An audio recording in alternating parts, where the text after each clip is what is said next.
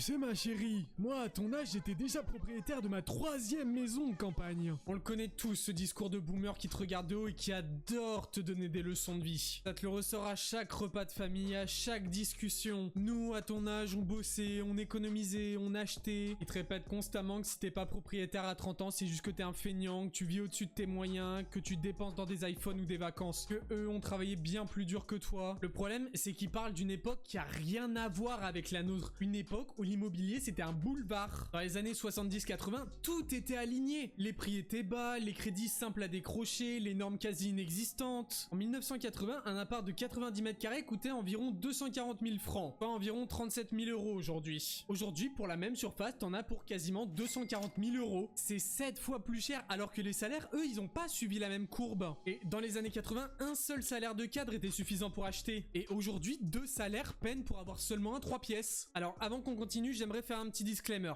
Cette vidéo et toutes les autres vidéos de ma chaîne d'ailleurs, c'est ma vision des choses. Je dis pas que c'est la vérité, je dis pas que j'ai raison, surtout, je te demande même pas d'être d'accord avec moi. Je considère que l'économie, c'est énormément une question de point de vue, donc là où t'es né, ce que t'as vécu, tes expériences, etc. Et j'exclus pas un jour de changer mon avis sur certaines choses, et c'est pour ça que je t'invite, toi qui regardes cette vidéo, à me partager le tien en commentaire. Mais, et c'est ma seule demande, sans être agressif, sans insulter, juste en étant constructif et avec des arguments comme je vais essayer de le faire dans cette vidéo.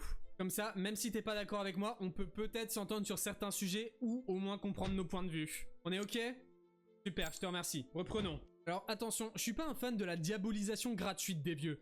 Ils ont eu de la chance, tant mieux pour eux. Ils ont profité d'un système qui était ouvert et prolifique et honnêtement, on aurait fait exactement pareil à leur place. On peut pas leur reprocher d'avoir acheté dans un contexte où c'était possible et même facile. Mais le problème, c'est le décalage générationnel. Eux avaient toutes les conditions idéales. Nous, on se retrouve dans un marché verrouillé, saturé de normes et plombé par la fiscalité et les prix. Mais ça, eux, le comprennent pas et c'est ça qui me casse les couilles. Parce que fut un temps où l'immobilier, c'était l'investissement le plus simple au monde. Une valeur refuge. T'acheter n'importe quoi était quasiment certain de faire une plus-value. Les taux d'intérêt étaient ridiculement bas et l'inflation faisait le travail pour toi. Tu remboursais ton prêt avec une monnaie qui perdait de sa valeur chaque année. Les salaires étaient proportionnés et l'ascenseur social fonctionnait encore. L'emprunt, c'était presque une bonne affaire en soi. Juste pour te rendre compte, à Paris en 95, c'était 2478 € le mètre carré. 20 ans plus tard, on dépasse les 10 500 €. De 2000 à 2007, les prix ont littéralement doublé tandis que les salaires, eux, ont pas suivi. Et entre 1968 et 2018, les prix parisiens ont fait x4 en valeur absolue, c'est-à-dire en prenant en compte l'inflation. Et t'avais un effet double,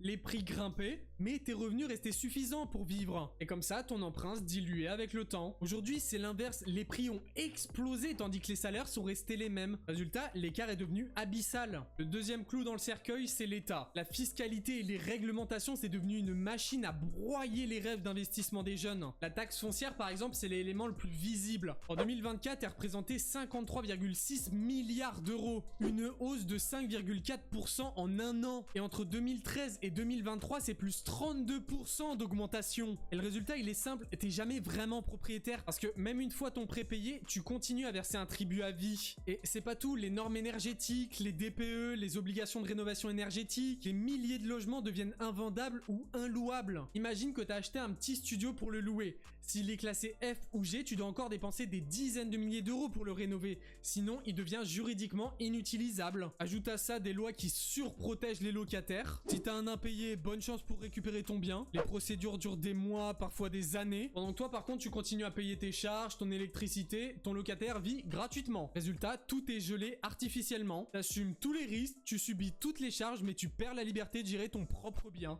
Mais à l'époque, le crédit, c'était la clé. C'était l'outil qui rendait l'achat possible. Et pendant des décennies, les taux étaient bas et les banques souples. Et dans les années 90 et 2000, même avec des taux plus élevés qu'aujourd'hui en chiffres bruts, ça fonctionnait. Pourquoi? Parce que les prix restaient abordables, que les salaires suivaient et que l'inflation absorbait une partie de cette dette. Résultat, les ménages remboursaient sans s'essouffler et l'accès à la propriété restait possible. Aujourd'hui, c'est fini. En août 2025, c'est environ 3,21% sur 20 ans. Et certes, ça paraît peu si tu le compares aux années 80-90, mais ça l'est pas parce que les prix, eux, ont explosé. Tandis, encore une fois, que les salaires ont stagné. Je me répète, mais c'est que ça me saoule. On va prendre un exemple d'un prêt de 200 000 € sur 20 ans. À l'époque où les taux d'intérêt tournaient aux alentours de 1,5%, tu sortais un peu plus de 31 000 € d'intérêt. En 2024, avec des taux à 3,75, tu montes à plus de 84 000 € d'intérêt. Plus de 53 000 € de surcoût pour le même bien. Et c'est même pas sûr que ça passe. Aujourd'hui, les conditions, elles sont durcies comme jamais. Donc avec un endettement limité à 35%, une durée maximale raccourcie, des garanties plus strictes et un apport obligatoire. Même ceux qui ont des bons revenus se font refuser. Un couple qui gagnait correctement sa vie dans les années 90 pouvait s'acheter une maison familiale, mais le même couple avec le même pouvoir d'achat relatif aujourd'hui peut à peine se permettre un 3 pièces en périphérie. Et c'est ici que la fracture est la plus violente, parce que les jeunes sont les plus grandes victimes de ce système. Les prix sont disproportionnés par rapport au salaire. Dans une grande ville, un T2 ça représente 20 à 25 ans de salaire net pour un jeune actif. C'est impossible de le financer sans héritage ou aide familiale. Résultat, t'as une impossibilité de se projeter, une dépendance à la location et un patrimoine inexistant. Et une génération entière se retrouve coincée. Ceux qui héritent rentrent dans le jeu, tandis que ceux qui héritent pas restent coincés. Et ce retard, il est irréversible.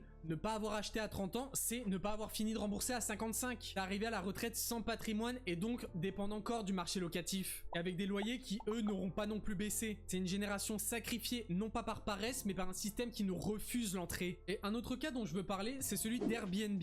Pour moi, Airbnb, c'est plus une conséquence qu'une cause. Et il y a plein de gens qui adorent accuser la plateforme d'avoir fait flamber les prix de l'immobilier. Mais si autant de proprios l'utilisent, c'est pour une raison simple. La location classique, c'est devenu un cauchemar. Charges, fiscalité, normes abusives et protection extrême des locataires. Il n'a plus aucune raison rationnelle de passer par le système classique. Airbnb, ça offre une rentabilité supérieure avec une souplesse totale et surtout moins de risques. T'as plus envie de t'enfermer dans un bail de 3 ans avec un locataire intouchable. Alors tu passes par des locations plus courtes, renouvelables et flexibles. Et plus l'État bloque les locations classiques, plus les propriétaires se tourneront vers ces options. Airbnb a pas détruit le marché. Il a prospéré sur les ruines d'un système trop rigide. C'est le symptôme d'un système malade. Pas la maladie elle-même. Un autre discours simpliste dont je suis pas fan, c'est ceux qui disent que si le marché est bloqué, c'est uniquement à cause des multipropriétaires. Et je vois le raisonnement derrière, et je suis pas totalement contre ça, mais je pense que c'est un petit peu plus compliqué. Ceux qui possèdent plusieurs biens ont investi quand le marché le permettait encore. Ils ont utilisé les règles d'un jeu qui était encore ouvert, et ils ont eu le courage, la chance, ou les deux, d'investir au bon moment. Ils n'ont pas volé en soi, ils ont profité d'un environnement qui était favorable. Parce que si on est pleinement honnête, si on avait les mêmes conditions qu'eux à notre époque, on ferait pareil. C'est pour ça, j'aime pas cette hypocrisie de dire c'est de leur faute. Non, c'est de la faute du système. Alors oui, aujourd'hui, tu peux leur cracher dessus autant que tu veux, mais ça changera rien. Le problème, c'est pas qu'ils aient acheté hier. Le vrai problème, c'est qu'il n'y a plus de porte d'entrée aujourd'hui. Les nouveaux entrants ont aucune chance. Le blocage, il vient pas de ceux qui ont eu la clairvoyance d'investir avant, mais de l'impossibilité totale pour les nouveaux arrivants de faire de même. Et ce qui empire tout ça, c'est le bon réflexe français d'empiler toujours plus de normes et de taxes. À chaque crise, l'État sort une nouvelle couche de réglementation. Résultat, le système est devenu invivable. Et la solution pour moi, et c'est ce que je répète à chaque vidéo, c'est juste de simplifier le système. Retirer des couches au lieu d'en rajouter. Déjà, et la plus simple, ce serait débloquer les prix. Et donc laisser les propriétaires décider eux-mêmes du prix qu'ils veulent. Et je suis d'accord, certains propriétaires augmenteront comme des fous leur prix sans raison. Mais ceux-là, ils iront se faire foutre parce que juste après, ce sera la loi de l'offre et de la demande qui prendra le relais.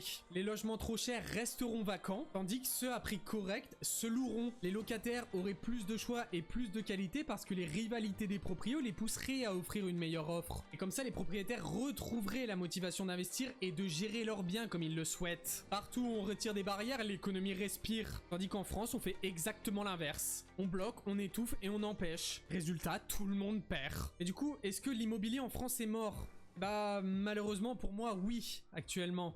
En tout cas, surtout pour les jeunes. Ceux qui ont investi avant le verrouillage sont à peu près safe jusqu'à la prochaine norme. Eux continueront à profiter de leur patrimoine, protégés par des règles qui empêchent les nouveaux d'investir. Mais encore une fois, je considère que c'est plus de la faute d'un système qui bloque les nouveaux arrivants que les joueurs qui sont là depuis longtemps et ont profité d'une occasion unique. Mais pour toi, pour moi et pour 99% des jeunes sans capital de départ ni héritage, l'immobilier est mort. En tout cas, il est mort en France. Les prix sont délirants, les crédits bloqués et la fiscalité écrasante. L'âge d'or reviendra pas. La propriété, c'est maintenant devenu réservé à une minorité. Pour les autres, c'est terminé.